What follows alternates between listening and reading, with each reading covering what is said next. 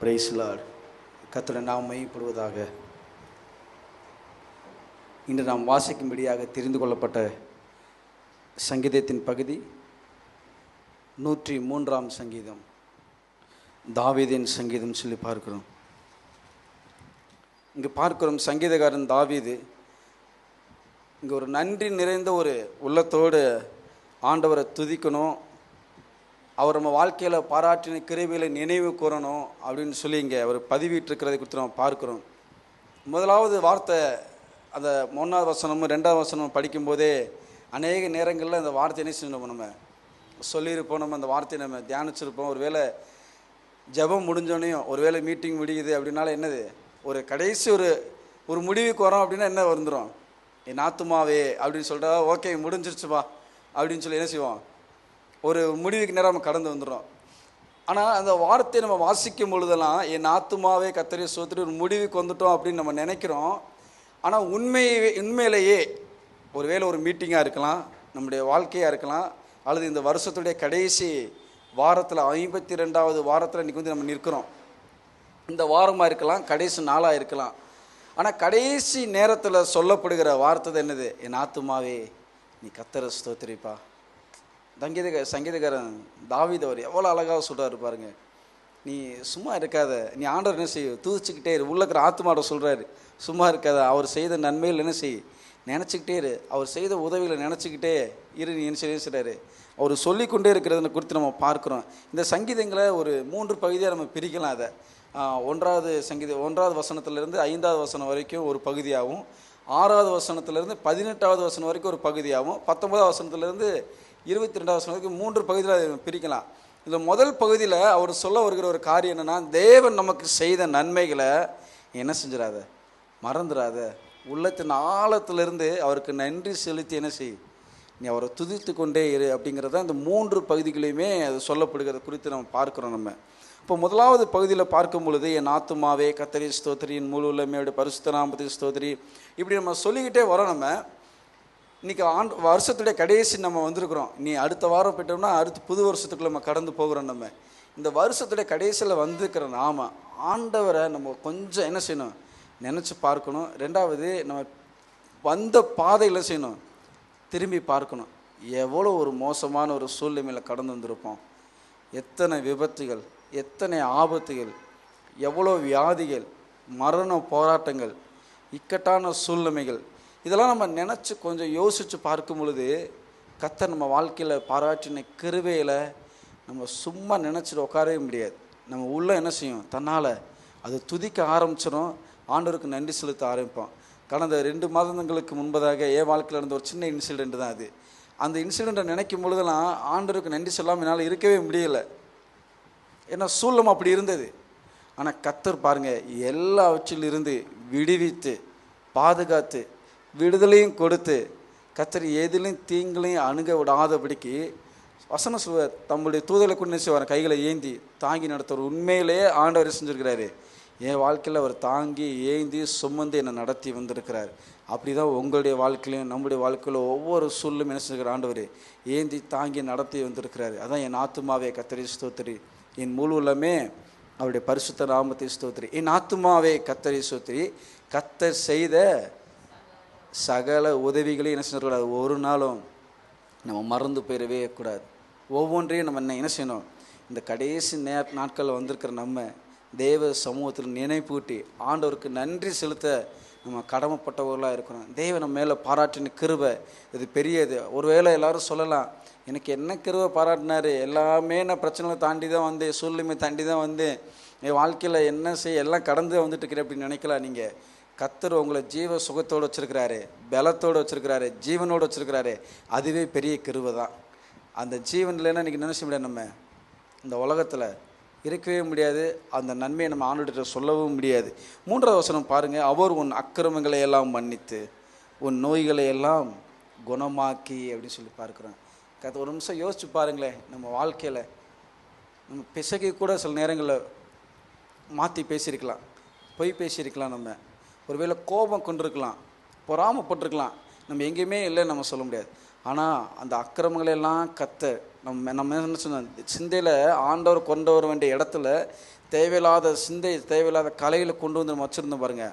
அந்த இடத்துலலாம் ஆண்டவர் நம்ம என்ன செஞ்சார், நம்ம அக்கிரமங்களெல்லாம் மன்னித்து உன் நோய்களையெல்லாம் குணமாக்கி. இன்றைக்கி பாருங்கள், எவ்வளோ நோய்களோட சுகவீனமாக பலவீனமாக ஹாஸ்பிட்டலில் லட்சக்கணக்கில் பணத்தை செலவழித்து இன்றைக்கி ஹாஸ்பிட்டலேருந்து வீட்டுக்கு வர முடியாமல் எத்தனையோ பேர் என்ன செஞ்சுருக்கிறாங்க, மரித்து போயிருக்கிறாங்க. ஹாஸ்பிட்டலில் இன்னும் படுத்த படுக்கையோடு இருக்கிறாங்க. ஆனால் கர்த்தர் உங்களை எண்ணியும் ஜீவ சுக பலத்தோடு ஆரோக்கியத்தோடு வச்சு எல்லா நோயெல்லாம் விலக்கி நம்மளை பாதுகாத்து நம்மளை எல்லாவற்றுக்கும் விலக்கி காத்து வழிநடத்தி வந்தார்ல, அந்த ஆண்டவரை மகிமைப்படுத்த முடியாக, அவருக்கு நன்றி செலுத்த முடியாக. யோசிச்சு பாருங்களேன், நம்மளோ கூட பயணித்தவங்க எத்தனை பேர் இன்றைக்கி உயிரோடு இருக்கிறாங்க?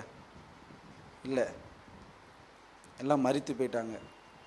அநேகர் சுகவீனமாக பலவீனமாக ஹாஸ்பிட்டலில் என்ன செஞ்சுருக்கிறாங்க, வியாதியோடு படுத்த பிடிக்கல இருக்கிறாங்க. ஆனால் கர்த்தர் உங்களை என்னையும் ஜீவ சுகத்தோடு பலத்தோடு அவருடைய சமூகத்தில் நன்றி செலுத்த முடியாது கர்த்தர் என்ன செஞ்சுக்கிறோம்ல இங்கே கடத்தி கூட்டி வந்திருக்கிறார். பிரியமானவர்களே, 4வது வசனம் பாருங்கள். உன் பிராணனை அழிவுக்கு விலக்கி உன்னை கிருபையினாலும் இரக்கங்களினாலும் முடிசூட்டின்னு சொல்லி பார்க்குறோம். கர்த்தர் நம்முடைய பிரயாணங்களை எத்தனை அருமையாக தாங்கி ஏந்தி சுமந்து. சில நேரம் நம்ம கரெக்டாக தான் போவோம், ரோட்டில் நம்ம சரியாக தான் லெஃப்டில் என்ன செய்வோம், ஓரமாக ஒதுங்கி ரூல்ஸ் அண்ட் ரெகுலேஷனை ஃபாலோ பண்ணி என்ன செஞ்சுருப்போம், நம்ம கரெக்டாக நம்ம ஃபாலோ பண்ணி போவோம். ஆனால் எதிர்த்து வருகிற வண்டிக்கு என்ன செய்யணும், சரியான பாதையில் கடந்து வரணும்ல. நம்ம எவ்வளோ கர்த்தர் காவாராயில் காவலாளி விழித்திருப்பது விருதா. கர்த்தர் பாதுகாக்கலைன்னா ஒன்றுமே செய்ய முடியாது. அவருடைய பாதுகாப்பு தான் என்ன செஞ்சுக்கிறோம்ல இவ்வளோ தூரம் நம்மளை தாங்கி ஏந்தி சுமந்து பாதுகாத்து வந்திருக்குது. பிரியமானவர்களே, வட இந்தியா போகும்போதெல்லாம் நினைப்பேன், நாங்கள் பிரயாணம் பண்ணி போகும்போது பல லாரிகள் செஞ்சுட்டு இருக்கோம், ரோட்டில் கவுந்து கிடக்கும், குப்பரெல்லாம் கிடக்கும். நம்ம ஊரில் இங்கே பார்க்குறதுலாம் அரியுது. ஆனால் வட இந்தியாவில் போகும்போது சும்மா பார்க்கலாம், கருப்பாம்பூச்சி கவுந்து கிடக்கிற மாதிரி கிடக்கும் நிறையா. அதெல்லாம் பார்க்கும்போது 10 கிலோமீட்டர் 20 கிலோமீட்டரில் போகிற இவங்களுக்கே இவ்வளோ பிரச்சனை, இவ்வளோ போராட்டம்னா எத்தனையோ 1000 கிலோமீட்டர் கடந்து வந்திருக்கிறோமே. கர்த்தர் நம்மளை எவ்வளோ அருமையாக, அதுதான் அவருடைய திட்டம் தீர்மானம். நம்ம மேலே ஆண்டவர் நோக்கம் வச்சுருக்கிறதுனால தான், ஒரு திட்டம் வச்சுருக்கிறதுனால தான் நன்றி செலுத்த முடியாது. கர்த்தர் அந்த நாட்கள் இருக்கிறாரு, அவருடைய சமூகத்துக்கு நேரம் நம்மளை கடந்து வர பண்ணியிருக்கிறார். பிரியமானவர்களே, நம்ம உள்ளத்தின் ஆழத்துலேருந்து அவருக்கு நன்றி செலுத்தி என்ன செய்யணும், அவரை துதித்து அவரை மகிமைப்படுத்தணும். நம்ம இந்த எத்தனை பிரயாணங்கள் எத்தனை போராட்டங்கள், அதனால தான் வசனம் சொல்லுது, கிருபையினால இறக்கங்களால் இருக்கிறார். அவர் நம்மளை முடி சூட்டி இருக்கிறார். முடி சுட்டிருக்கிறாருன்னா ஒருவேளை நமக்கு கிரீடமாக நம்ம தலைமையில வச்சா தான் எனக்கு தெரியும் அப்படின்லாம் இல்லை. கர்த்தர் நம்மளை என்ன செஞ்சுருக்கிறாரு, பாதுகாத்து வந்திருக்கிறாருல்ல, அதுவே பெரிய கிரீடம் தான். அதுவே என்ன செஞ்சுருக்குது, பெரிய கிருபை தான், இறக்கம் தான். கர்த்தர் மேலே இறக்கம் வச்சதுனால தான் நம்ம பாதுகாப்போடு என்ன செஞ்சுருக்கோம், நம்ம கடந்து வர பண்ணிருக்கிறாரு. பிரியமானவர்களே, எத்தனையோ பிரயாணங்களை பாருங்கள், கர்த்தர் நம்ம எத்தனை அருமையாக பாதுகாத்து வந்திருக்கோம். நம்ம சரியான பாதையில் போனாலும் நம்மளை கடந்து நம்மளை எதிர்த்து வரவங்களோ நம்மளை கடந்து போகிறவங்களோ சரியான பாதையில் அவங்க போகலைன்னா நமக்கு என்ன செஞ்சுருக்கோம், ஆபத்து நேரிட்டுருக்கோம். ஆனால் ஆபத்து நேரத்துலையும் எல்லா விதமான இக்கட்டு நேரத்துலையும் கர்த்தர் நிலைமை தாங்கி ஏந்தி சுமந்து வர பண்ணியிருக்கிறார். பிரியமானவர்களே, 5வது வசனம் பாருங்கள். நன்மையினால் உன் வாயை திருப்தியாக்குகிறார், கழுகுக்கு சமானமாய் உன் வயது திரும்ப வாழ வயது போலாகிறதுன்னு சொல்லி இந்த வசனம் அழகாக குறிப்பிட்டிருக்கிறது போய் குறித்து நம்ம பார்க்குறோம். வயசான காலத்தில் எனக்கு வியாதி வந்துருச்சு, எனக்கு சுகவீனமாக இருக்கேன், பலவீனமாக இருக்கேன் அப்படின்னு சொல்லிட்டு நம்ம சோர்ந்து போயிடலாம். ஒரு வேளை சுகத்தை ஆண்டு கொடுத்தாலும் ஒரு வேளை அந்த வயசுக்கு ஏற்றப்பல் நடப்பு அப்படின்னு நினைப்போம். ஆனால் வசனம் அப்படி சொல்லலை. திரும்ப ஆண்டரசன் வரான், கழுகுக்கு சமானமாக. கழுகு கொடுத்து பார்த்துருக்குறீங்களா? கழுகுக்கு ஒரு ஏஜ் ஆயிடுச்சுன்னா அது போய் தன்னுடைய கொகையில் போய் என்ன செஞ்சிடுவான், அந்த இடத்துல போய் உட்காந்து தனக்குண்டான அந்த ரெக்கையெல்லாம் அதுவே பிச்சு போட்டு எல்லாத்தையும் உதுத்து பல நாட்கள் செஞ்சுருக்கோம். அந்த ரெக்கைகள் திரும்ப முளைக்கிற வரைக்கும் அந்த இடத்துல தான் இருக்கும், சாப்பிடாம இல்லாமல் இருக்கும்.